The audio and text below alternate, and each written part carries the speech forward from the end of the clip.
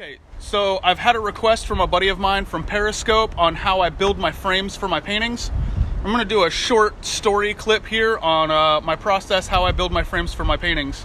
So stay tuned, I'll keep you guys updated and turn this into a YouTube video after. Right here, I have two 1x6x8 red oak boards. I'm going to be cutting these down into 4-foot sections so they're easier to run through the table saw so I can have my back piece and my face pieces for my frames.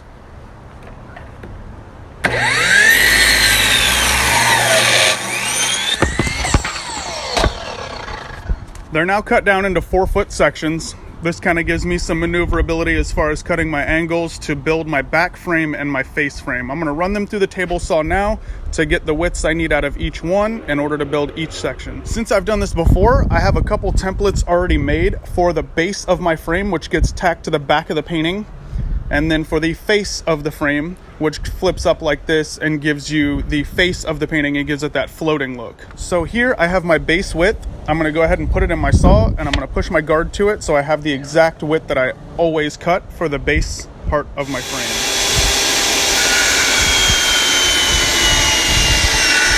Those cuts, I now have 4 pieces exactly the same width that I'm going to use for my back plate for my floating frame. My next step is to adjust the guard to fit where my face plates would be. Kind of cheated and did that already, but now that everything's cut, I'll have you notice that I have a thinner piece and a thicker piece. My thinner piece is my base that goes around the back of the painting. My face piece is a little bit wider, so when it flips up, it gives you a little lip or an edge around the painting that sticks up higher than everything else. So just to clarify that, this would be my base piece that gets tacked to the back of the painting, which this would be my painting surface. And then this would be my floating part of the frame, and that sticks up just a little bit higher than the painting surface to give you a floating. Next part's gonna be super boring. I have all of my pieces laid out. What I'm gonna do is take some 220 grit, I'm gonna sand down each one, and then I'm gonna come back and stain each one a dark ebony color for this specific frame.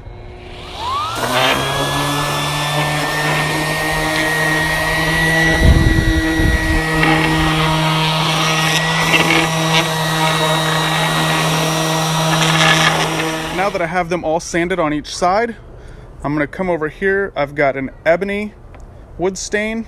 I'm just going to take it with a light rag and do a couple layers of light stain and let it sink into the wood. So I've gotten one side of these stained. You can see how much darker it is, but it still leaves a nice grain. I'll be doing the rest of them, and then I'll get back to you with my next step. So now they're all stained. I've got them sitting out to dry right now. They're going to take a little while. Once those are all finished, I'll start cutting them up and getting them to fit the painting.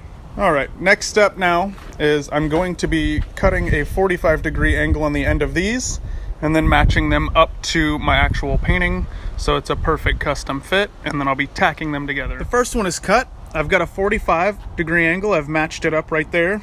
You come down to the other end, and I've got that 45 there, and I'm just gonna do that all the way around until I get the perfect square around the outside of the painting on the back side. All right, so here's where I'm at. I've completed my back frame. It goes all the way around the painting. That's gonna be my support for my floating frame. And we'll go from there. So this is the first part of the floating frame right here. As you can see, there's a little gap that goes all the way down. I've cut 45s at both angles here, and then I'll build that in and box in the rest of the frame as I go. Okay, the piece is completely framed. As you can see from the back, there's a back plate that's screwed in.